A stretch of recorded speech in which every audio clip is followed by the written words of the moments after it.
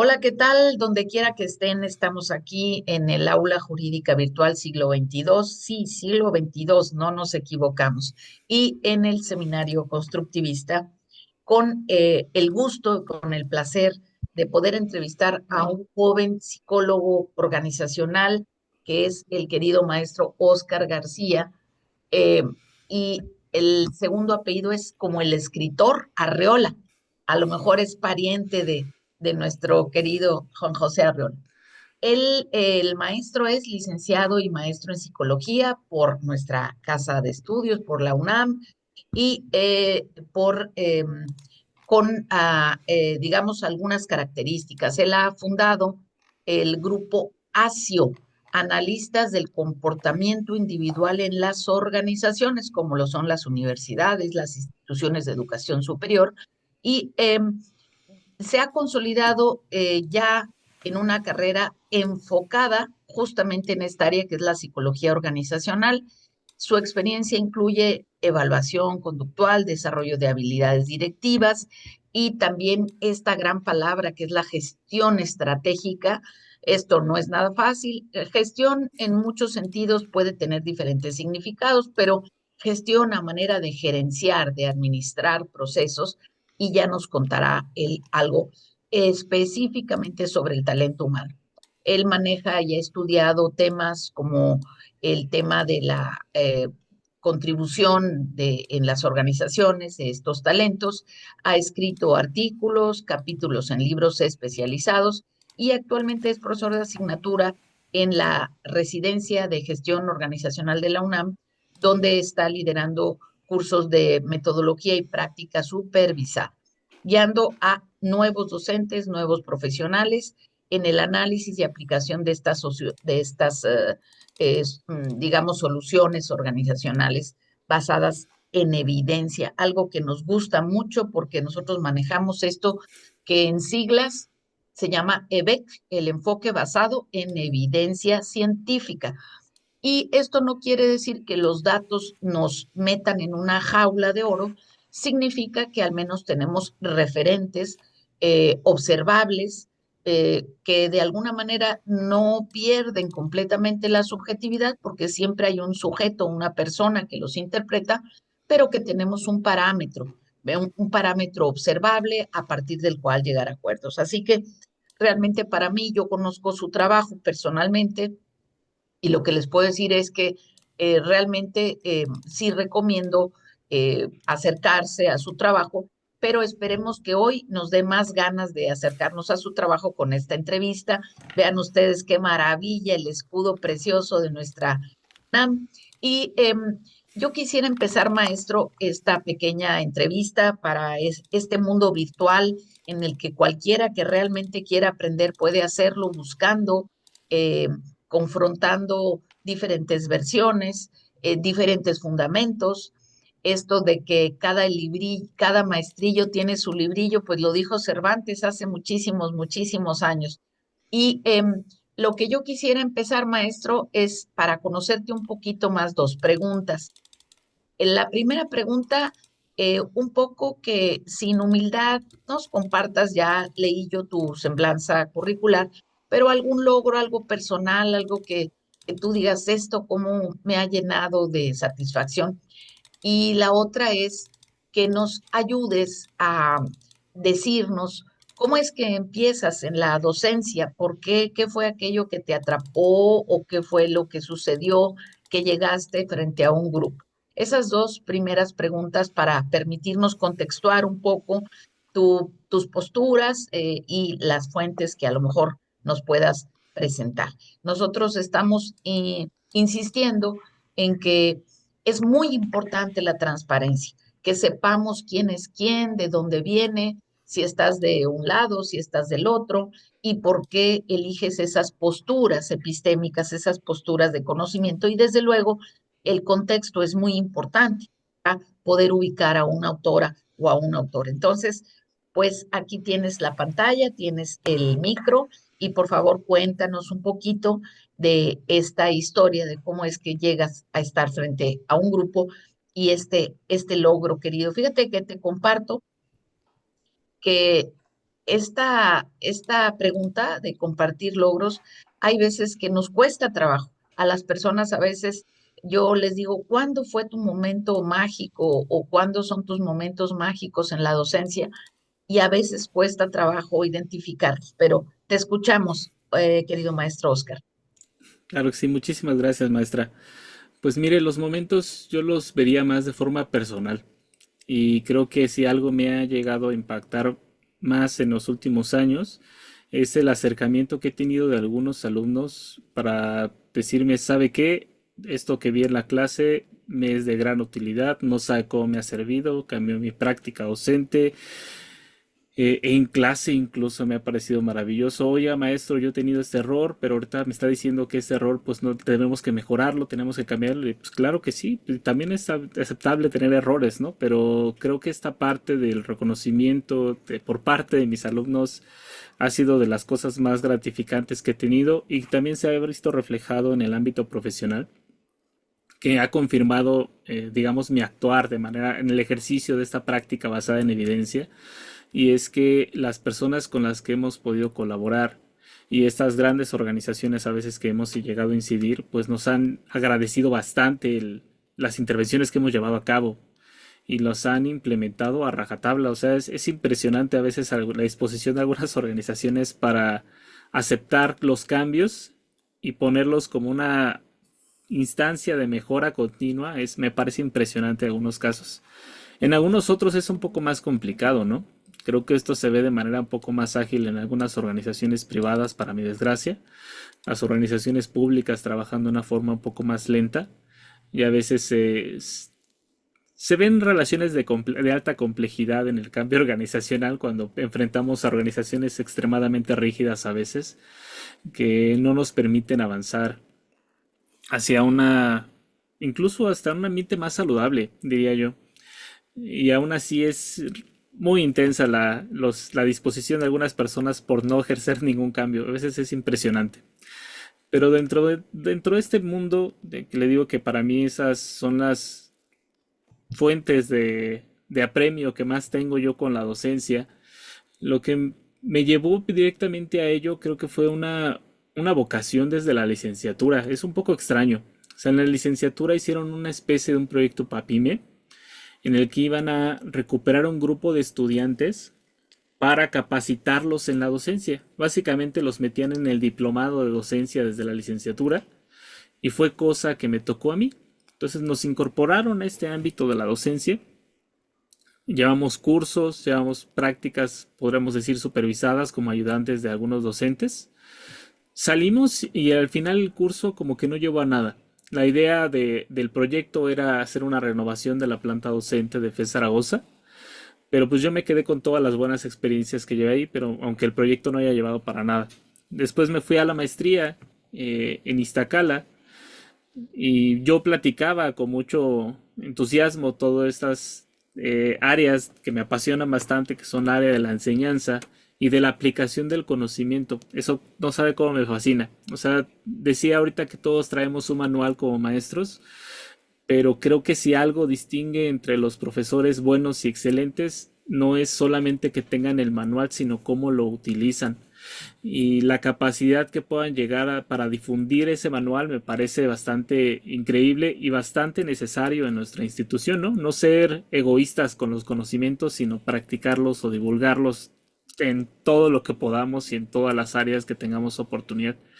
Y en este sentido, pues creo que mostrando mi pasión a lo largo del curso, pues terminó la maestría y se acercó a mí la coordinadora que en ese momento estaba en el posgrado, la doctora Cintia Zaira Vega Valero, y me dijo, oye, necesitamos personas como tú en la residencia. ¿Qué te parece si te quedas con nosotros?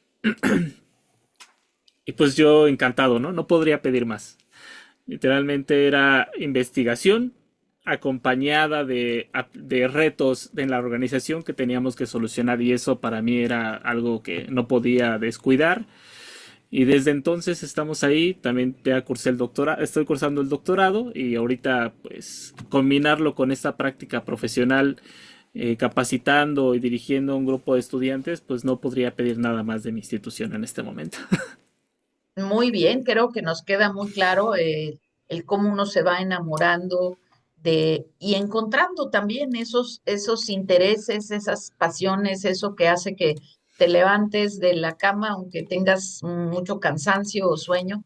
Y acabas de decir algo que me encantó y que creo que al público que nos esté escuchando, este auditorio cibernáutico, que está atendiendo los contenidos de nuestro canal, yo creo que le va a llamar también la atención porque acabas de decir, no solo es el librito, no solo es el manual, sino cómo se aplica. Y justamente ahí estamos en un área que nos va a interesar mucho comentar contigo y que tiene que ver con que el docente, la persona docente, de alguna manera tiene que tener un toque de magia, de arte, porque a pesar de que hay principios básicos, pues todos los seres humanos respiramos, sí, todos, eh, pero cada grupo tiene un toque especial y vamos a ver justamente características de la docencia que tienen que ver con la flexibilidad. Tú hablabas hace rato de cómo son tóxicos estos ambientes sumamente rígidos que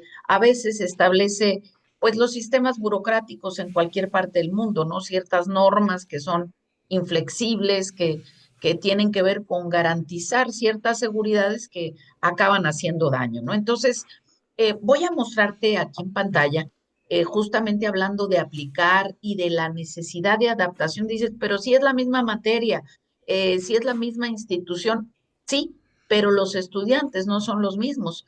Y aquí es donde estamos lanzando esta llamada, esta campaña, para hablar de estudiantes, personas estudiantes y no alumnos, porque el alumno, según la etimología griega, alumno sin luz, alúmenes sin luz, y pensamos que los estudiantes tienen mucho, mucho que decir. Mira, te voy a compartir. Hay una cuestión que me enamora mucho, no solo de los psicólogos, pero particularmente de los psicólogos, que usan muchos modelos. Por ejemplo, es un modelo muy sencillo, un modelo gráfico, y que tiene que ver con la forma en cómo mentalmente resumimos algunos aspectos de un observable, de algo que estamos tratando. Por ejemplo, modelo de Kaufman, que tiene que ver con la evaluación del aprendizaje. Hay una pirámide de la UNESCO que usamos mucho y que va justamente desde lo más general hasta la aplicación trascendente, ¿no? Pero una cosa, como decía Ramón Chiró, nuestro filósofo, es creer, otra cosa es saber y otra cosa es realmente tener la experiencia significativa que uno pueda, mediante la metacognición, mejorar. Y entonces aquí está estos cinco, pues, etapas muy sencillitas que nos presenta Kaufman desde la adquisición, desde que leemos un renglón o conocemos un contenido, luego estos procesos de aplicación y luego los resultados en la organización, no solo en la organización macro, sino en el aula.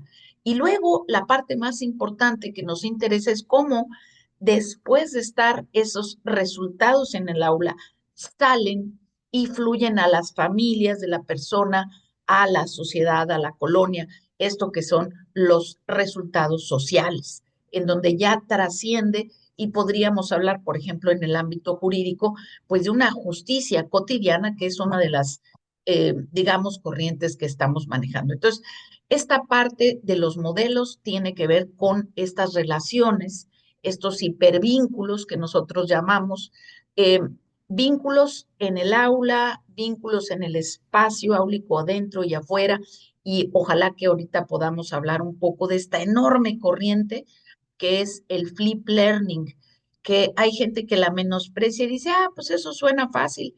Y la verdad no es nada fácil el flip learning porque implica justamente cambiar estos paradigmas, estos chips, ¿no? Que traemos de lo que es la docencia y esta palabra que me hace mucho ruido, querido maestro, que es el transmitir. Es que yo quiero transmitir. Esta palabra a veces es una palabra que deberíamos reflexionar mucho más. Pero vamos a empezar, si gustas, con una parte tal vez un poquito más teórica. Eh, la la obligación de la universidad es justamente ponerle nombre a cada conducta, a cada proceso, y entonces en ese ponerle nombre, pues tenemos necesariamente que acudir a los marcos teóricos para ver cuáles son mejores. Entonces, quisiéramos empezar pidiéndote un pequeño esfuerzo epistémico para que nos ayudes a definir desde tu campo, desde lo que tú conoces. Ahora tenemos las neurociencias y tenemos una serie de avances, pero ¿cómo podrías, en tus palabras, con tu experiencia, con tu conocimiento y tus lecturas, eh, definirnos el aprendizaje activo? El aprendizaje en general, el aprendizaje activo. ¿Cómo es que este es el tema, querido maestro, de nuestro congreso actual, que es el séptimo Congreso de Aprendizaje Jurídico Activo? Y entonces quisiéramos empezar con las contribuciones de las personas que hemos entrevistado para poder ir ubicando por, digamos, confrontación, aprendizaje jurídico activo frente, pues, al aprendizaje jurídico pasivo o llamémosle tradicional. Así que te escuchamos con todo gusto, maestro. Claro Estás, que sí, no se preocupe. Pues el aprendizaje pasivo fueron la primera revolución educativa que pudimos tener nosotros e implicaba prácticamente una figura de un docente todopoderoso, omnisciente, que tenía la capacidad de incidir sobre sus estudiantes con la simple palabra, ¿no?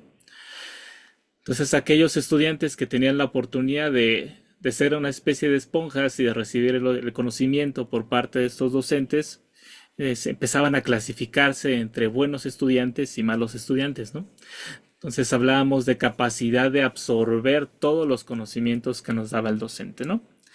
Sin embargo, esta perspectiva pues se vio fuertemente criticada y amenazada por diferentes corrientes teóricas y epistemológicas, ¿no? Ahí tenemos el desarrollo del constructivismo de Piaget, Vygotsky, que empezaron a preguntarse, ¿y será entonces que el alumno solamente recibe cosas? ¿O será que tiene que involucrarse de manera activa en el proceso de enseñanza-aprendizaje? Y es cuando vino una nueva revolución en el que los docentes se convirtieron en especie de facilitadores y no solamente en estos cúmulos de conocimiento que solamente pues dan y esperan a que alguien lo reciba. Y empezó un proceso de colaboración entre el grupo de estudiantes y los docentes para formar nuevos conocimientos y saberes. Entonces, en este sentido, veo grandes aportes o grandes avances que se dan principalmente en algunas áreas, ¿no? Y la primera es que en algunas ciencias, sobre todo en las ciencias sociales, por ponerles un ejemplo, requerimos que los estudiantes se involucren con la realidad para que generen una propia perspectiva de lo que ellos entienden. Algunas personas no tienen la capacidad de imaginar algunos escenarios de vulnerabilidad y eso es bastante sensato, ¿no? Y una forma de que los puedan desarrollar es experimentándolo. Si es que el texto no les resulta suficiente, entonces tienen que involucrarse de manera activa, sobre todo ustedes en la parte de derecho me parece esencial hablar de impartición de justicia y cómo esta justicia va a estar diversificada dependiendo de estos diferentes escenarios de realidades sociales, ¿no? Será lo mismo, como decían ahí, un delincuente de cuello blanco o alguien que se roba un pan por necesidad y cómo es que se ajustan estos dos contextos a una misma ley, ¿no? Entonces, estas necesidades de aproximarse a estos escenarios, a estos contextos, me parecen esenciales y vitales en el propio aprendizaje. Entonces no puedo pensar yo en un estudiante que no se involucre en el contexto, que no se involucre con los errores, porque nosotros tenemos una planeación ideal y perfecta en nuestro imaginario, en el que todo lo que yo planeo y digo, la interpretación de la parte científica, de la aplicación de la capacitación, entre otras cosas, es perfecta, inmaculada, pero hay un escenario de desprofesionalización que nunca va a poder estar siendo cumplido en su totalidad por una práctica docente en un salón cerrado en que nada más dan conocimientos, ¿no? Entonces, Por, está perfecto esa parte. ah, ¿Podrías pausar, por favor, maestro? ¿Podrías pausar un segundo? Claro. Y bueno, ya, a manera de resumen, pues básicamente el aprendizaje activo implica esta revolución en el que no solamente son los docentes los que fomentan y realizan el aprendizaje, sino que es un proceso colaborativo entre el estudiante y el docente, el que consolida los aprendizajes y nos lleva a metas más realistas y más aceptables incluso en los contextos en los que estamos viviendo. Y creo que das en el clavo a varias cuestiones. Y bueno, tú que eres experto en psicología organizacional, definitivamente hay una palabra en inglés que la conocemos todos en español, esto del burnt out, el estrés crónico, y lo que nos está preocupando mucho, pues en esta parte del siglo XXI, que es no solo la salud mental, sino la calidad de vida en el sentido de que imagínate tú un profesor que se sobrecarga de todas estas responsabilidades de perfección, ¿no? Entonces, ese docente me llamó mucho un material, me llamó mucho la atención un material que tú trabajas que tiene que ver con las preguntas que un docente, que una docente debe de hacerse. Estoy llamando la atención adecuadamente, estoy retroalimentando adecuadamente, hasta dónde debo de entrar en el conflicto de este estudiante o de este grupo, eh, estoy actualizada en tal área. Son muchas preguntas que en el fuero interno nos hacemos, pero que muchas veces no las externamos, ¿no? Vivimos dependiendo del campo, pues con las quejas cotidianas, ¿no? Es que tales personas no leen o tales personas. Y hablando de esto de leer, y ahora que las neurociencias se han encargado de desmontar una serie de mitos, hay quien dice que ya el que el estudiante ponga atención y esté pensando en lo que el o la docente dicen, que eso es aprendizaje activo, que las neurociencias demuestran que pues hay muchas cosas que están pasando en la mente, que es aquello que produce el cerebro, que ya implican que el estudiante está activo. Pero tú has mencionado una palabra clave, que es el tema de involucrarse, involucrarse en diferentes etapas del proceso. Y referiste también algo que las neurociencias han demostrado, que es que algunas personas no pueden imaginar y otras sobreimaginan, ¿no? Por ejemplo, cuando hay un sismo, hay personas que ya se ven debajo de una piedra, ¿no? Ya se ven debajo, y empiezan a entrar en pánico, o hay algunas otras que efectivamente no pueden llegar al nivel de abstracción que está demandando el docente o la docente. Entonces, em, la siguiente pregunta es una invitación para que tú imagines y ahora nos digas si esto que estás planteando en términos generales, que es el aprendizaje activo, se puede aplicar al aprendizaje jurídico activo, porque pues de alguna manera nosotros estamos invitando a abogados y a no abogados para hablar de este tema, de cómo podemos hacer una justicia cotidiana más palpable, ¿no? Y esto pues desde luego empieza desde la forma en cómo aprendemos y enseñamos. No puede empezar por otro lado, ¿no? Nosotros sostenemos firmemente que el ejemplo arrasa. Yo no te puedo decir, oye, no hables con la boca llena, y yo estoy estar hablando con la boca llena, ¿no? Entonces, ¿cómo entrarías tú a la reflexión de vincular este aprendizaje activo con esta puntilla de que cuando alguien está pensando, ya está siendo activo? Claro que sí, el proceso de aprender es un proceso neuronalmente activo, pero ¿cómo lo aplicamos? ¿Se aplica, se puede trasladar estas cuestiones generales que tú estás planteando al aprendizaje jurídico activo? Claro, yo creo que la crítica más fuerte, y creo que por ahí tendría que estar la dirección, es que el aprendizaje pasivo, desde la lógica tradicional, es no solamente insuficiente, sino que opera de una forma muy lenta. O sea, el problema del aprendizaje pasivo es su lentitud, sobre todo en los tiempos tan acelerados que vivimos en clases, que a veces ni siquiera nos da tiempo de terminar los temas ni las actividades. Y si algo se ha encontrado, y eso es algo muy interesante y curioso, hablaré de un ejemplo muy concreto que tiene que ver con la memoria, por ejemplo, que nos preocupa a nosotros y que para ustedes tal vez es esencial algunos ejercicios de memoria, acordarse de reglamentos, leyes, normas. Pues para sorpresa de nadie, estos procesos de consolidación de la memoria se dan de manera más puntual y más efectiva cuando hay un aprendizaje asociativo, decía Oswald, aprendizaje significativo.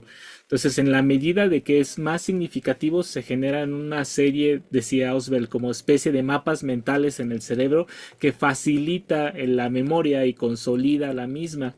Entonces, procesos tan básicos como ese requieren no solamente de la verbalización en privado, de pensar qué me está queriendo decir el profesor, sino que requieren un ejercicio por parte del profesor también de indagar de manera colaborativa con los estudiantes para indagar puntos de anclaje para que ese aprendizaje que les está dando sea significativo para ellos y facilite y mejore su memoria, ¿no?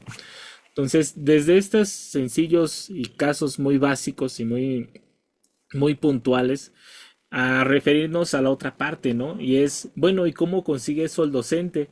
¿Cómo interactuamos con nuestros estudiantes para fortalecer y llevar este aprendizaje, por ejemplo, eh, ¿cómo puedo decirlo? Ese aprendizaje significativo a ellos. ¿Cómo les genero esa motivación? ¿Qué es lo que voy a hacer? Pues los caminos son bastante sinuosos a veces, ¿no? Porque si bien nosotros podemos tener una motivación, algo que nos encamina a decir, ¿sabes qué? Este es el mejor modelo, este es con el que vas a aprender mucho mejor, pues desafortunadamente no todos van a estar, aunque tengamos evidencias, anclados a ese lado de la historia, digámoslo así, ¿no? Entonces, ¿qué es lo que pasa usualmente? Y lo que pasa es que los docentes tienen que desarrollar otra serie de estrategias también para llevar a cabo su docencia. O sea, no solamente involucra aceptar, no, pues sí, son activos los estudiantes. Bueno, ¿y luego qué? ¿Cómo genero esas alianzas, esa colaboración? Entonces necesitamos desarrollar una serie de habilidades sociales muy puntuales que se tienen que enmarcar en nuestra práctica, desde cómo doy instrucciones o algo que decía, por ejemplo, Max Neff, decía, todos tenemos las mismas necesidades, pero el deber y la importancia de esas necesidades es que encontremos los satisfactores a esas necesidades. Y entonces el docente tal vez también tendría que encontrar la forma en cómo satisfacer esas necesidades que también tienen los estudiantes. Cómo es que se tienen que aproximar a ese aprendizaje, interactuar con ellos, actualizarnos de sus gustos, de sus necesidades actuales, que ya no son las mismas que tuvimos en alguna época nosotros, ¿no? Tal vez ellos están buscando otras necesidades muy puntuales y tal vez ahí lo que tendríamos que cambiar o modificar serían las formas a partir de las cuales podrían llegar a cumplir esas necesidades, ¿no? Aproximarlos a un rumbo tal vez más ético o más socialmente compatible con las necesidades que pueda llegar a tener el estudiante. Entonces, este traslado y este cambio pues involucra formación obligatoria y necesaria para el docente, no solamente en su área, sino incluso lo podría decir hasta en habilidades de la vida personal que también les van a ser útiles y necesarias en todas las áreas, como llegar a acuerdos hasta con familiares, amigos o lo que sea, es algo básico, pero que a veces no trasladamos a estas aulas y ahí seguimos tal vez modelos más rígidos. Y en lo que respecta al aprendizaje jurídico, me parece que si no se llevara a cabo con esta nueva transformación, pues estaríamos en problemas bastante severos, ¿no? Creo que si alguien salvaguarda el derecho, nuestros derechos en general, pues son aquellos que tienen un entrenamiento para interpretar, definir, supervisar las leyes, ¿no? Entonces, tener personas que tal vez puedan llegar a ser apáticas con qué afecta o cómo afectan estas leyes a algunas personas, no comprender cuáles son los cambios o las necesidades de supervisión de dichas leyes, cómo supervisar los problemas o la impartición de justicia, pues me parece bastante grave a mi consideración el no tener ese tipo de profesionales. He de aclarar otra cosa muy importante, ¿no? Algunas personas ya son buenas en sí mismo, ¿no? Las han educado para ser buenos profesionistas y tal vez con la educación más tradicional aún sean buenos profesionistas. Pero no son todos y tampoco podemos confiar los intereses de toda una nación, de aquellos agentes que van a salvaguardar toda esta integridad de leyes que son imperfectas y que se tienen que estudiar, que se tienen que trabajar, a un grupo de personas que no solamente estén comprometidas con sus propios intereses y no vinculen esos intereses con los intereses de la nación o de la sociedad en general. Me parece que eres contundente, justicia denegada se convierte en nada. Realmente nos vamos a centrar, porque ya estamos casi por cerrar, en dos nociones que sabemos que tú eres absolutamente experto pese a tu juventud. Una es las habilidades sociales, que definitivamente cualquier jurista, cualquier profesión debería tener. Hay quienes le llaman habilidades duras o blandas. A mí el término no me gusta porque yo sinceramente he leído a muchos pedagogos, a muchos psicólogos y creo que estas habilidades sociales son cruciales, en particular para los juristas que tratan con un campo social. Así que el aprendizaje jurídico no tiene por qué evadirse por tratarse de una disciplina especializada como el derecho. Y la otra palabra a la que quisiera irme para cerrar tiene que ver con el liderazgo. Y pienso que los juristas de hoy día pues quieren ser líderes en su campo y es un concepto sumamente complejo porque pues el liderazgo no es yo digo la última palabra, no es se hace todo lo que yo digo o esta palabra más peligrosa que es el control, tener control de todo, porque si no tengo control de todo, no soy ese líder, no estoy al tanto, etcétera, ¿no? Hay un concepto de liderazgo que hay que deconstruir, como diría Jacques Derrida. Voy a pedirte dos favores, maestro. El primero es que no solo nos escribas en el chat, sino si lo puedes mostrar en pantalla cada vez que refieras a un autor, porque justamente Claro que sí. una cosa muy importante que ustedes, los psicólogos, tienen es que se apoyan en modelos para todo, y esto es algo muy importante. Ahorita voy a poner en pantalla justamente algo que mencionaste y que dijiste, el aprendizaje pasivo nos alenta, nos saca de este camino o de esta aspiración de liderazgo y este aprendizaje pasivo pues tiene demasiadas dificultades para ser significativo. Y hay una falsa asociación de que el abogado o el jurista tiene que saberse todos los artículos, todas las leyes. No, el abogado del siglo XXI, la jurista del siglo XXI, tendrán que saber investigar. Y justamente hablando de las clasificaciones de la memoria, por ejemplo, aquí vemos por qué un testigo puede o no ser adecuado para un caso que tiene la parte de la impresión, de esta primera impresión. Vemos que la impresión o la sensación es casi un olvido inmediato, por eso aquel detalle de cómo iba vestido o de sus características tiene inmediatamente que documentarse.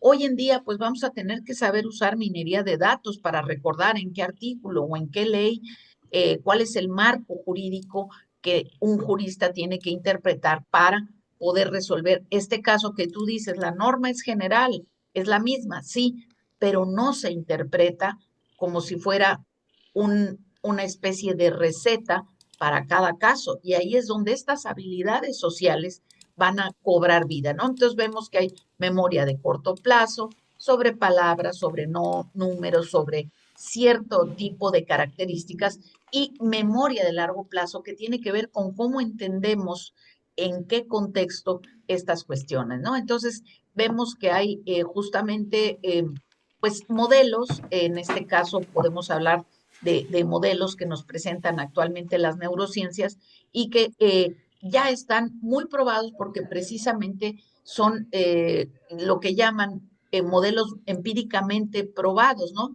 Se habla de los modelos de cada laboratorio o de cada grupo experimental que están probando con muestras o diferentes eh, eh, eh, grupos de personas, con estudiantes, con litigantes, ¿verdad? Acá en México tenemos a una maestra adorada, querida, con la que hemos trabajado algunos años, que es Peggy Ostrowski, que ella ha trabajado mucho el tema de las mentes criminales, cómo operan, eh, cómo van procesando eh, estos actos que cometen, ¿no? Entonces, aquí yo iría, maestro, abusando de tu amabilidad, porque seguramente te vamos a convocar, a invitar a nuestra red se llama Alliance for Daily Justice, Alianza para la Justicia Cotidiana, que necesariamente es interdisciplinaria. No podemos seguir aislados pensando que nuestra profesión lo sabe todo. Ya vamos a recurrir a ti para esto del burnt out, porque es necesario que los docentes nos hagamos estas preguntas, cómo nos pueden torturar cuando no recurrimos a los expertos como ustedes y cómo hacer tu aprendizaje jurídico más activo. Yo, hablando de este problemón respecto a cómo coincides el liderazgo, yo tengo un modelito por ahí muy gráfico, pues para empezar quieres ser líder de ti mismo, de ti misma, ¿no? Luego quieres tratar de tener un liderazgo o un cierto tipo de admiración en tu familia, en tu entorno, y no puedes ser un líder igual con un bebé de un mes que con una criatura de 3 años que empieza a correr por todos lados, que con un niño que ya está en la educación básica de 7 a 12 años, o con un adolescente que está rebelde a todo, digamos, de 12 a 17 años, que con una persona que ya ha vivido su vida y tiene 70 años. El liderazgo no puede ser igual. Y hay un problema en materia jurídica que por alguna razón se ha asociado a la habilidad lingüística. Y entonces una característica es que cuando una gente habla mucho, tú vas para abogado, porque discutes y argumentas. Pero creo que ha llegado el momento de deconstruir esa habilidad. Yo les comento en nuestros grupos con los estudiantes, trabajamos mucho el FODA, fortalezas, oportunidades, desafíos y amenazas, y realmente suele haber esta recurrencia, ¿no? Es que mi fuerte es que hablo mucho y hablo muy bien. Bueno, ya cuando dicen hablo muy bien, pues ya es un avance, pero hay veces que yo en un momento te voy a proyectar otro modelo, pero el jurista tendrá cada vez que ponerse el reloj para hablar, porque también es muy importante escuchar. Entonces, digamos, yo puedo hablar 5 minutos y entonces que mi interlocutor hable lo que requiera. No necesariamente es la cantidad del tiempo, pero es al menos un indicador. Entonces, maestro, no sé si en la parte esta que tú manejas muy bien de liderazgo, voy a proyectarte rápidamente este modelo para que nosotros podamos. Tenemos este modelo que es el de Morgridge, que no sé si tú lo usas o lo conoces, pero empezamos a hablar de evidencia, de tiempo, ¿no? Nos dice la evaluación del modelo de enseñanza, pues tiene que ver con los ambientes, los entornos de aprendizaje. Y allí se encuadran estas habilidades sociales que tú mencionas, ¿no? Luego la parte de la asesoría, donde está este flip learning, voy a dejar de hablar 30 minutos, pero voy a usar 15 para conocer el proyecto de este estudiante, voy a utilizar para hablar con este equipo a ver cómo van avanzando. Esta parte que está rota actualmente por una parte de la masificación, porque puedes tener grupos de 60 o así, y entonces 60 personas, pues no es fácil escuchar a todas y es complicado, ¿no? Y luego tenemos esta parte de los requisitos profesionales y la parte esta importantísima del diseño instruccional, cómo voy a planear este semestre, a veces los periodos intersemestrales no alcanzan para planear cuestiones a mediano y largo plazo. Entonces aquí los dice que por lo menos tenemos estas 4 dimensiones. Y me parece a mí, maestro, que en cada sesión también habría que planear este tiempo. No voy a hablar tanto tiempo, voy a escuchar tanto tiempo para trabajo colaborativo.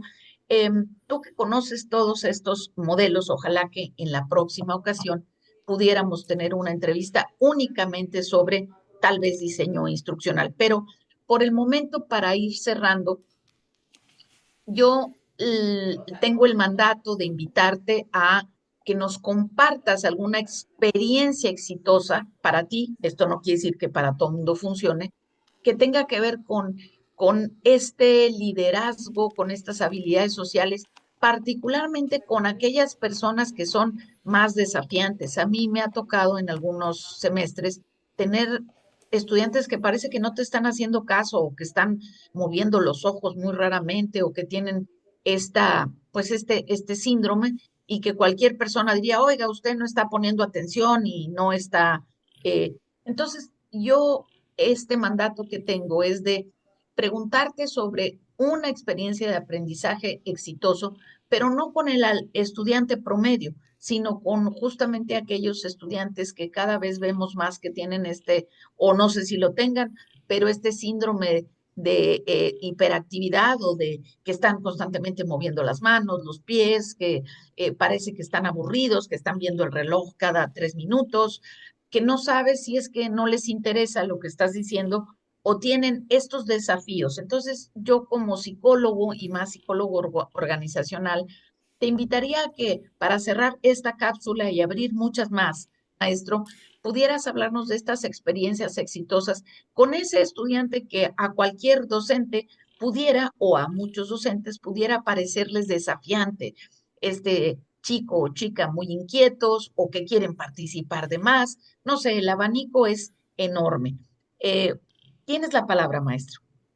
Muchísimas gracias, maestra.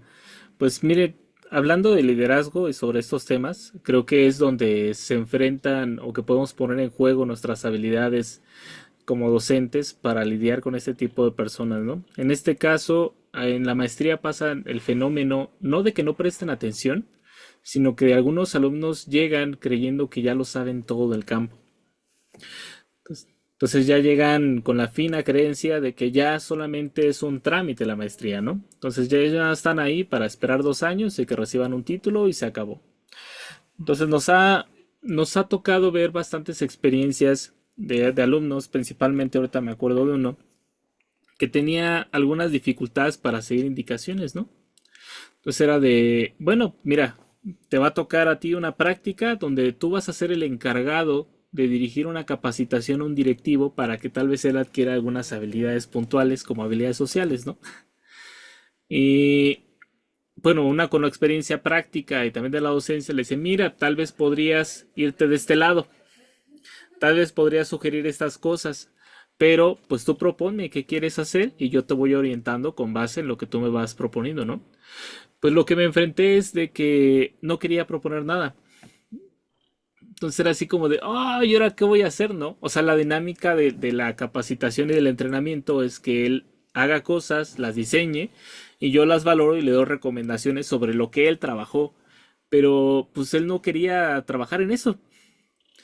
Entonces estábamos así como que muy estresados, pues sobre todo porque él decía que pues ya lo conocía todo, ¿no? No necesitaba asesoría. Y él de repente dijo, no, pues yo quiero que ustedes me digan qué hacer. Entonces era como que, ¿qué? ¿Cómo está eso? Entonces, ¿cuál fue lo que nosotros nos tuvimos que pasar? Dentro de muchos desafíos, ¿no? Porque aparte no nada más eran los desafíos de la clase, sino que también los desafíos de que él estaba ofreciendo un servicio a nombre de la UNAM en esta organización, ¿no? Y era como de, híjole, es que tiene que quedar perfecto, ¿no? Así nuestro criterio máximo de representar dignamente a nuestra máxima casa de estudios. Es decir, tiene que ser el mejor trabajo que pueda salir de este lado. ¿Y qué fue lo que pasó y cuál fue el desafío que nos enfrentamos y cómo tratamos de aproximarnos a una solución porque no se dio de manera completa, ¿no? Porque también para dar estas soluciones pues se requiere tiempo que ya tampoco teníamos en demasía en ese momento. Y lo que tuvimos que hacer es que pues dialogar con él de manera muy sensata, de preguntarle, de hacerle afirmaciones acerca de cómo estos recursos son necesidades en el campo aplicado empezamos a describir la vinculación de lo que nosotros estábamos haciendo de manera muy directa con este estudiante. Este ejercicio te va a servir para esto, bajo estas circunstancias, y lo tendrías que hacer así.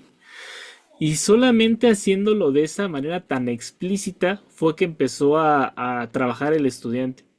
Y es cuando caí en el error, desde que empecé a trabajar con él, de asumir cosas que tal vez no estaban sucediendo. Entonces yo estaba asumiendo que era fácilmente traducible mis palabras en acciones prácticas para él y su vida profesional. Pero resultó que no era así, o al menos no era así para todos y especialmente con él. Entonces lo que yo le estaba diciendo parecía que no tenía ningún sentido de aprendizaje, ni ninguna instancia, ni ninguna responsabilidad, ni nada. Entonces tuve que modificar enteramente mi discurso, tuve que aproximarlo con estas descripciones más explícitas, más tajantes de por qué era útil y necesario este tipo de asesoramientos por parte de su trabajo para trabajar en conjunto, la manera de supervisión y de facilitación que yo iba a darle. Pero fue muy desafiante, ¿eh? Ahí tuvimos que barajear entre 13 o 14 formas diferentes de poderle decir lo mismo de una manera más clara, hasta que al final una de ellas se ajustó a su perspectiva, a su noción, y fue cuando pudimos avanzar de mejor forma y terminar con el proyecto.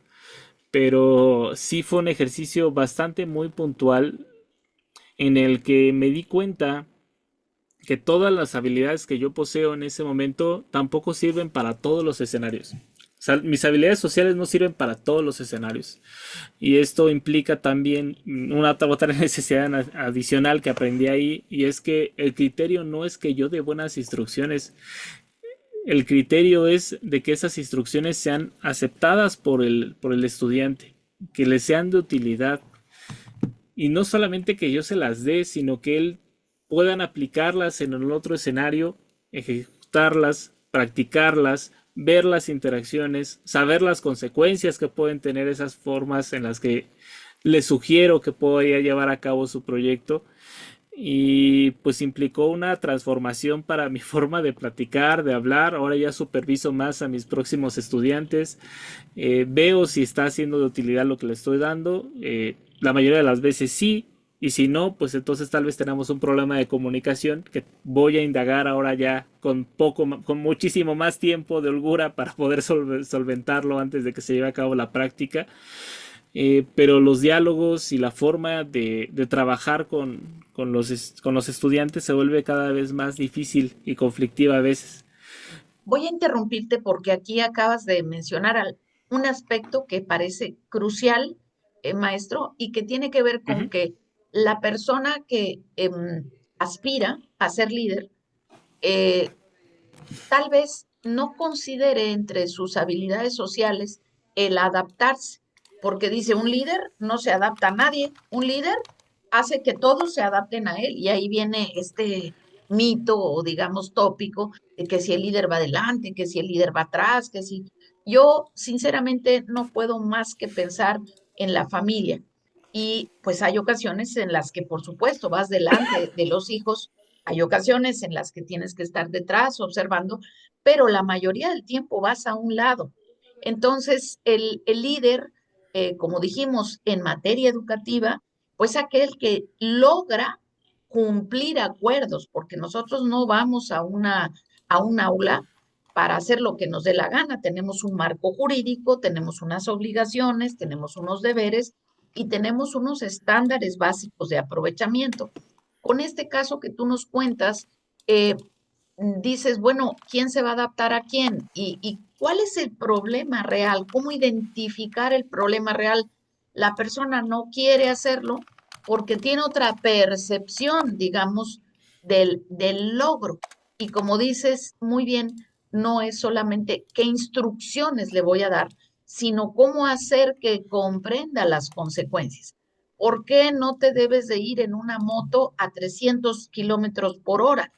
Bueno, aquí el punto es acordar un punto, tal vez un punto medio que tenga que ver justamente con eso que a ti te preocupaba, no solo la imagen, la excelencia de la UNAM, de la institución, sino el cómo lograr que ese curso salga del aula, llegue a estos outcomes sociales, a estos resultados sociales de los que hablábamos con el modelo anterior. Entonces, aquí, ¿qué piensas tú que tenga que ver con esta noción, digamos, corta o reducida del liderazgo, en donde no, el líder no puede por ningún motivo adaptarse? Además, yo no tengo tiempo de estar viendo si quieres o no quieres, o ¿dónde está esa parte que ayudara en esta cápsula a un docente, a una docente, a repensar su liderazgo, querido maestro? Y Claro que también si sí. gustas hacer algunas recomendaciones de algunas lecturas, hay una que me gustó mucho que recomendaste, que tiene que ver con, es un texto en inglés bastante buena, que es la comunicación asertiva, en donde lo asertivo no solo es decir que sí a todo, sino también el cómo saber decir que no, o cómo plantear ciertos límites, porque imagínate, tú tienes 60 horas para atender a 60 estudiantes, vamos a ponerlo así, 60 horas, grupo de 60, pero tú tienes cuatro grupos de 60. Entonces, ¿cómo ejercer esa parte de este liderazgo flexible, por llamarlo así, transformacional o como quieras verlo, en un marco no solo de tiempo, sino en un marco tiempo definitivamente radical, porque Cronos no perdona a nadie, ¿no? Entonces son los 60 horas y además tienes otras obligaciones y además tienes otros grupos y tienes un temario que muchas de las veces pues es irreal, ¿no? Yo, ya hablaremos, yo trabajo un contrato académico que justamente tiene que ver con la viabilidad. A ver, queremos, no me pidas la carta a los reyes porque esa no la voy a poder cumplir, ¿no? Pero ¿cómo podríamos empezar desmontando con este mismo caso que tú nos planteas de experiencia exitosa? ¿Cómo plantear estos límites? ¿Hasta dónde? Porque no tengo el tiempo para dedicar a este solo estudiante, tengo a otros 59 que también están demandándome a su manera, ¿no? Es como no centrarse en el hijo desafiante y olvidar a los otros hijos, ¿no? Es decir, ¿cómo podemos ir trazando estas límites, estas fronteras, maestro? A ver, cuéntanos, te escuchamos con toda atención. Claro que sí. Siempre nos vamos a ver en un escenario bastante particular y es que estamos siempre entre la espada y la pared, ¿no? Dice, no tenemos tiempo para todo y ese tiempo también incluye la vida personal, ¿no? Entonces hay barreras y límites que a veces no se respetan y que nos llevan incluso hasta instancias de pues, disminución en la salud, entre otras, bajo rendimiento en el trabajo, tal vez hablando ahorita que nos estaba platicando del burnout, también nos lleven hasta instancias de maltrato a estudiantes. Qué cosas tan severas y críticas estamos viendo aquí, ¿no? Pero hablando particularmente de liderazgo, yo no dejaría de recomendar este libro. Este libro es de Gary Julk, se llama Liderazgo en las Organizaciones. Es un libro que enmarca desde su primer capítulo, fíjense nada más, todas y cada una de las perspectivas de liderazgo que han surgido con el paso de los años. Habla de manera muy general, ¿no? Como en el ámbito de las organizaciones, pero también nos señala y nos describe algo muy importante que tiene que enmarcar cualquier práctica de liderazgo. El líder o una característica definitoria del líder no son las cualidades físicas, ni las atribuciones cognitivas, ni las características de sus seguidores. Lo que hace o lo que distingue un líder dentro de otros tipos de representaciones sociales o de figuras sociales es la capacidad de influir sobre un grupo de personas. Entonces, la conclusión a la que llega Gary Juhl en el libro me parece impresionante desde su primer capítulo. Entonces, no podría dejar de recomendarles esta obra que me parece bastante crucial para la lectura de cualquier profesionista. ¿Por qué no hacemos de una vez la revisión del índice, profesor? ¿Por qué no lo hacemos de una vez para Ah, que claro que quede ahí en sí. la cápsula y ya lo ya luego nos darás el contexto de este autor o autora? Ajá. Ah, miren, ahí está. Desde el primer libro le digo, habla de la naturaleza del liderazgo. Entonces, habla también del ejercicio del poder, de la influencia, de los rasgos o las características, estos modelos que llegamos a tener también acerca del liderazgo, como el carismático, el transformacional, y otra vez que se basan enteramente a veces en las cualidades de las personas, ¿no? Que pueden llevarlas incluso al error más tarde de pensar que porque poseen esas características o estas cualidades, pues los convierte inmediatamente en líderes, ¿no? Hay que, no, pues yo me llevo bien con todos, no, pues líder de todo el grupo. Y pues desafortunadamente no se puede concebir un fenómeno de esta naturaleza de forma tan simple. Entonces necesitamos otro grupo de características, habilidades o nociones que nos permitan diferenciar o distinguir este fenómeno de liderazgo, porque si no nos llevaríamos un problema bastante grave y es cómo entonces vamos a reconocer a un buen líder, ¿no? O sea, si todos son líderes y todos tienen esas habilidades de hablar bien y de hablar mucho, pues entonces todos, si todos son líderes, me pregunto yo cómo sería un grupo con todos líderes y nadie es subordinado, ¿no? Y es cuando todos se pelean entre ellos, ¿no? Porque Así nadie quiere tenemos al, hacerle caso a los demás. exacto, exacto, y ahí tenemos un problema que yo no creo que es de Latinoamérica, pero sí nosotros que somos tan emocionales, que tiene que ver esto tanto con la identidad, ahí tenemos un problema porque hasta que no tenemos un entorno situacional así grave, pues no entendemos que hay ocasiones que hay que tomar y escuchar la voz de otras personas, incluso de un niño. Fíjate que la CONAPRED nos dice que los más discriminados de todos los entes en el mundo, pues son niñas y niños, porque no se les escucha. ¿Tú qué vas a saber? Tú no tienes la experiencia, no tienes los conocimientos y entonces eso ha hecho un problema muy grande. Profesor, pues estamos cerrando y realmente agradecemos muchísimo tu tiempo y ya grabaremos otras cápsulas para esta justicia cotidiana, si es que tú no lo permites, si es que quieres formar parte de nuestra red. Pero no quisiera dejarte ir, uno, sin pedirte por favor que nos pongas en pantalla alguna obra de los autores que habías mencionado, Nif, por ejemplo, para poder eh, antojar a la gente que vea esta cápsula, a las docentes, a los juristas, a que busquen por sí mismas, por sí mismos estas lecturas tan importantes, porque sí necesitamos un nuevo liderazgo docente en materia jurídica para pasar de los alumnos que no saben nada a los estudiantes que queremos que se involucren de manera más proactiva en todas las etapas, desde poder ser críticos ante una fuente hasta poder delimitar un problema para la investigación, para la aplicación, hasta llegar a las soluciones, porque hay mucha gente interesada en, bueno, ¿en qué propones? ¿No? ¿Qué propones? ¿Cuál es? Pues sí, pero para proponer científicamente, pues sí necesitamos unas bases diferentes. Entonces, te pediría, por favor, compartir, digamos, estos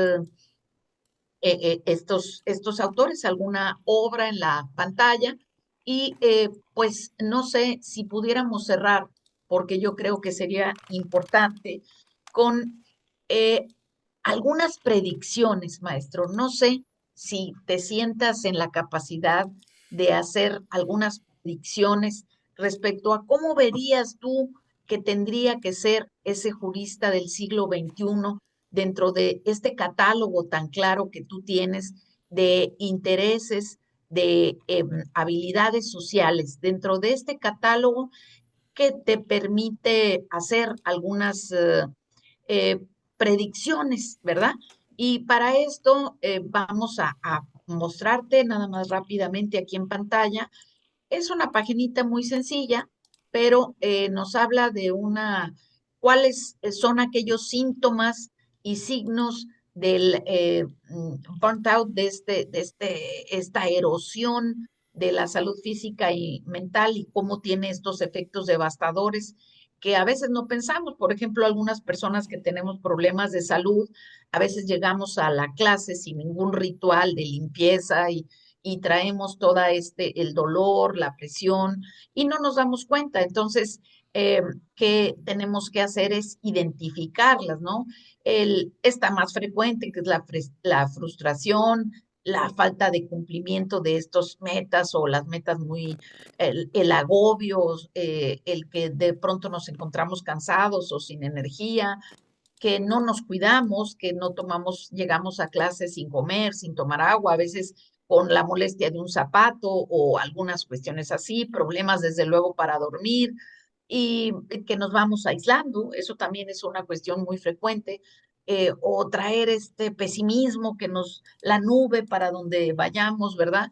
Entonces, aquí vemos que tenemos las 8 señales del burnt out, ajá, que es las que acabamos de mencionar, y que pues de alguna manera creo que por ahí empezamos con una docencia saludable pensando en estos signos de cómo traduces tú el burnt out, este estar quemado, como dicen, estar sobrecalentado. Y aquí es donde te pediríamos hacer estas predicciones. No sé si te avientas, maestro, al ruedo para cerrar esta cápsula con tus autores y con estas predicciones. ¿Cuáles son las características sociales que tú crees que tendría que tener en primer lugar este jurista del siglo XXI? Así que con ello despediríamos al final realmente agradeciendo profundamente tu tiempo y tu generosidad para compartir. Un gusto. Pues primero voy a empezar con las obras que les recomiendo y como dijera la maestra, antojarles un poquito a qué hace referencia, ¿no? El primer libro es un libro de Max Neff, se llama Desarrollo a escala humana. Fíjense nada más qué curioso, ¿no? Ahí es donde parte de estas nociones de algo que se conoce como no necesariamente aprendizaje significativo, sino satisfacción, autosatisfacción y cómo hacemos para alcanzarla. En este caso hace una reflexión en diferentes culturas para indagar cuáles son los principales satisfactores de algunas de las necesidades básicas que podemos llegar a tener en nuestra cotidianidad. Entonces este libro me parece bastante sensato, no para reflexionar de cómo han cambiado las necesidades, porque todos tenemos hambre, ¿no? La pregunta es cómo satisfacemos esa necesidad de hambre, y esa es una pregunta que va a estar siendo actualizada constantemente con el paso de los años, ¿no? Por la otra parte, y esto ya para aquellas personas que si bien ellos se sienten con algunas de las características necesarias para emprender o llevar a cabo un proceso de liderazgo, fíjense como si fuera un puesto o un cargo, pues aunque se lleve a cabo esta desafortunada situación, pues yo les recomiendo un libro para que vayan identificando algunas áreas tentativas para capacitarse. Y este es el desarrollo de habilidades directivas propuesto por Wettin y Cameron. Este libro enmarca un conjunto de habilidades y competencias que han descrito en la literatura como importantes para el líder. He de aclarar, no todos somos líderes, pero no por eso quiere decir que no podamos fortalecer algún grupo de estas habilidades o competencias, porque en algún momento, si la situación social favorece este tipo de relaciones, podremos llegar a ocupar esos cargos. Pero si los vamos a ocupar, pues vamos a tratar de ocuparlos con la mayor sensatez y con el mayor profesionalismo que tengamos oportunidad, y para eso requiere de una formación adicional a la académica, y es el desarrollo de todo este conjunto de habilidades y competencias que podrían llegar a ser útiles para el liderazgo. Aquí dice directivas porque habla de puestos formales, pero de todas formas vamos a tomarlo en consideración porque habla prácticamente de cosas muy similares, nada más que este fenómeno no es de naturaleza social, sino que es algo más formal, dado por una organización y una jerarquía particular, que también es social, pero bueno, es menos formal uno que otro. Y bueno, ya respecto a mis predicciones, digo, estos dos libros para mí son esenciales para el desarrollo y formación académica de cualquier persona en esta actualidad reciente. Pero si me planea a mí y me pregunta a mí qué necesitamos y qué vamos a necesitar ahorita en eventos recientes, ya inminentes de nuestros cambios sociales, pues es puntualmente y necesariamente actualización. Pero que tengamos las herramientas para poder hacerlo. Entonces yo creo que el profesional tiene que tener conocimientos metodológicos, los conocimientos metodológicos y de formación académica necesarios para poder actualizarse de la mejor manera. Entonces, y esto no es sencillo, ¿no? porque tiene que aventarse una serie de libros que para muchos son la cosa más aburrida que han experimentado en toda su vida, pero que para mí es lo más esencial e importante para hacer cualquier ejercicio de actualización, y es tener la capacidad para discernir entre investigación científica y científica. Fíjense nada más qué curioso, ¿no?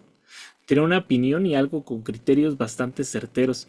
Cómo reconocer un libro, cómo reconocer un artículo y en qué se diferencian uno de otro, de una opinión a un hecho científico.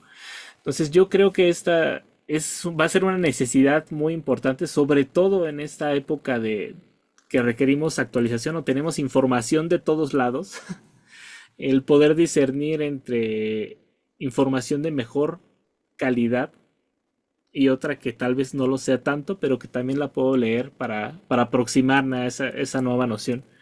Entonces creo que eso es lo que vamos a estar viendo actualizado. También va a estar altamente influenciado, como estaba comentando usted, maestra, por todas esas herramientas de inteligencia artificial, que tal vez pueda surgir el problema de que merme un poco el desempeño de algunos juristas de confiarle todo a estas interpretaciones de una IA que no tiene todo el contexto, o tal vez no tienes tú la capacidad para describir ese contexto. Entonces necesitamos personas, a mi consideración, que sepan actualizarle, que tengan los recursos metodológicos y estadísticos incluso para poder hacer esa actualización, pero también va a ser importante que estén familiarizados con los contextos en los que van a incidir, pues interactuar con esas realidades para que puedan hacer las mejores interpretaciones en los contextos y poder impartir justicia de la manera más sensata posible. Y creo que eso sería todo. Pues nos dejas un estándar muy alto porque actualizarse en qué nos dices, pues desde luego en las herramientas que nos faciliten la vida, inteligencia artificial, pero sobre todo en esta parte de investigación que la gente piensa que es para estas personas que se van y se suben a una torre de Babel y se ponen ahí detrás de un escritorio. No, esa la investigación es la investigación para la vida cotidiana y sobre todo esta palabra, maestro, no sé si coincides, que se llama diagnóstico. Amanecemos investigando. ¿Qué me pongo hoy? ¿No? Y luego, ¿qué como hoy? ¿Cómo voy a cumplir mis metas? Entonces, planeación, yo les preguntaría a todas y todos los que nos escuchan, ¿cómo deseas tomar decisiones? Nos tomamos cotidianamente decisiones, modelos de toma de decisiones. ¿Cómo deseas tomar decisiones? Para tu aula, para tus planes de liderazgo docente, para tu vida cotidiana, ¿cómo deseas tomar decisión? ¿Con información fiable, con información de avanzada o sin información?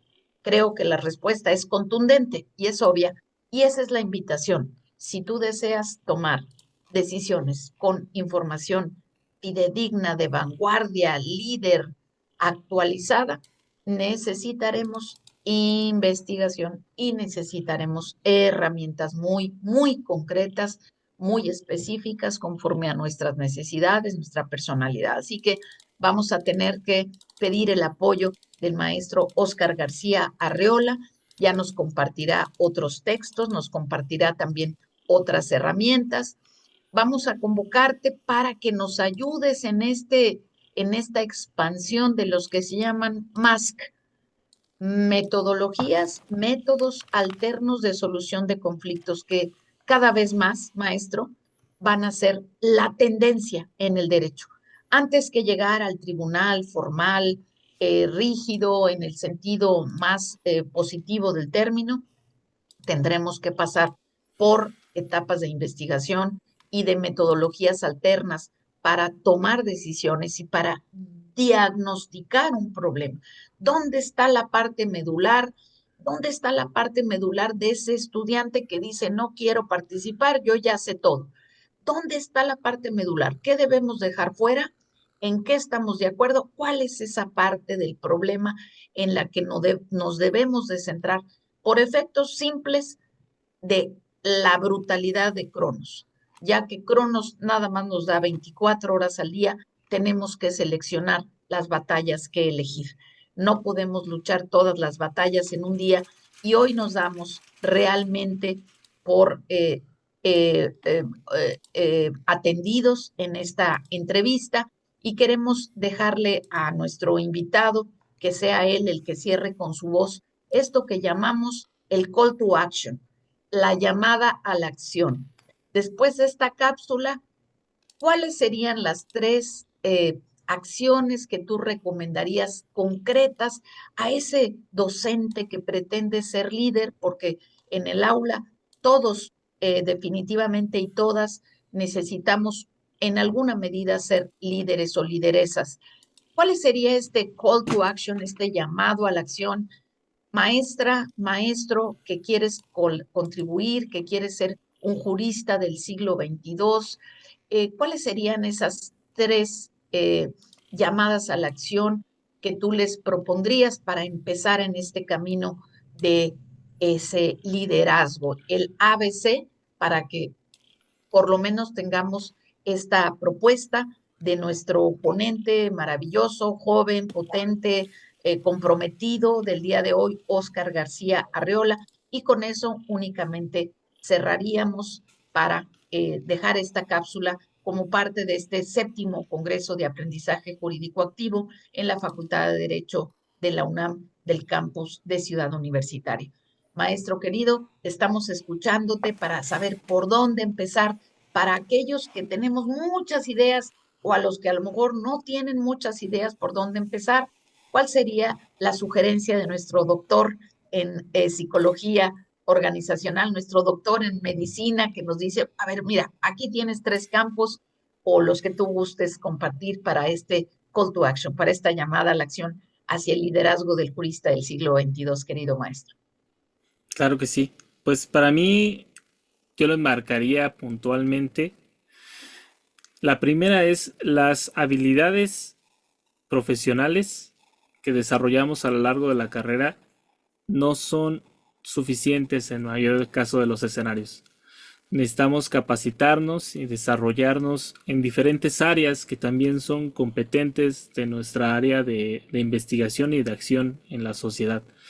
De entre ellas, unas de las que me van a facilitar más, de hecho, ahorita hacíamos referencia al concepto de habilidades sociales, habilidades blandas, habilidades duras. Eh, Harvard Business and Review decía que son las power skills, son las habilidades de poder, que son las habilidades sociales. No importa a veces qué tanto sepas, sino también va a ser importante cómo lo vas a transmitir a otras personas, con qué recursos, con qué habilidades, de qué forma. Entonces, todo ese conjunto de habilidades sociales me parece una instancia esencial para la formación de cualquier profesionista y especialmente de aquellos que están enfocados en las áreas sociales. Entonces, áreas sociales sin habilidades sociales, pues no cuadra de ninguna manera. O sea, primera recomendación, escoge un curso de actualización específico en alguna de estas habilidades sociales. Perfecto. Vamos a la segunda. Completamente. La segunda recomendación, aproxímense a estos temas que para muchos son aburridos, que son los libros de metodología. Váyanse incluso hasta la parte más básica, que es váyanse con Sampieri. Es muy elemental, es muy básico. No podrá decir que es una postura desde un mercadólogo, pero es tan básica y tan sencilla que es muy fácil de leer. Así que esto de qué les va a servir para tener noción de cómo se puede, cómo leer bien un contenido científico. Eso suena muy extraño, pero requiere de ciertas habilidades y de cierto conocimiento. Y creo que Sampieri, aunque es un poco básico, es elemental, al menos tenerlo como parte de mi literatura básica. Entonces, segunda recomendación, vayan y lean algo de metodología, aunque sea muy básico, no pasa nada.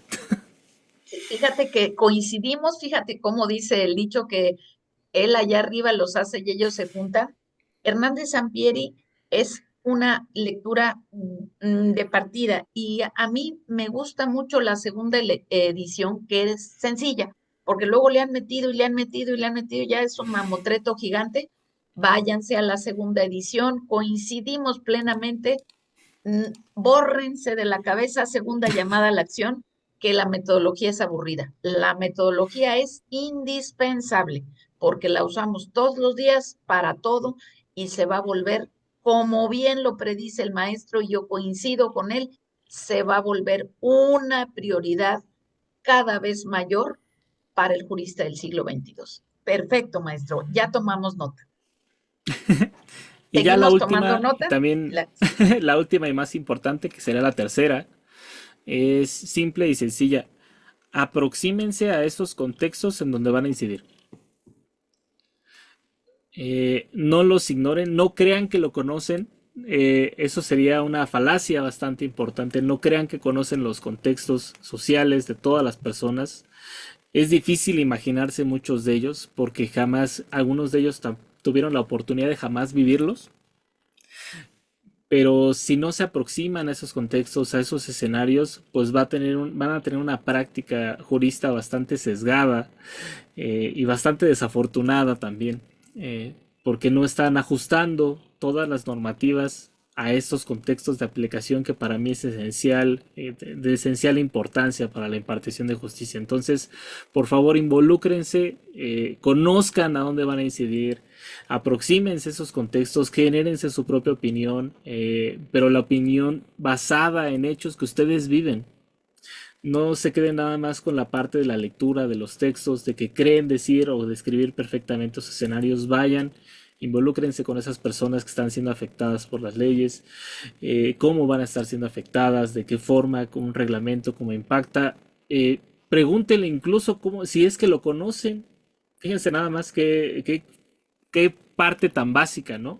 Si la comunidad a la que le va a impactar el reglamento conoce ese reglamento, para saber si se van a ajustar o a qué se van a ajustar. Entonces esa parte me parece el último llamado, también esencial. Vayan e involúcrense en los contextos en los que van a incidir para que reconozcan a las personas a las que los van a incidir, y tal vez con eso puedan hacer algunas modificaciones o saber cómo poder incidir en esos escenarios. Maestro, pues realmente nos dejas ya prácticamente un curso de entrevistas que vamos a hacerte. Acabas de mencionar el tema de la importancia de saber hacer instrumentos, cuestionarios, de las preguntas cualitativas, qué tengo que preguntar, hasta dónde, cómo hacer investigación participativa de nuestros contextos.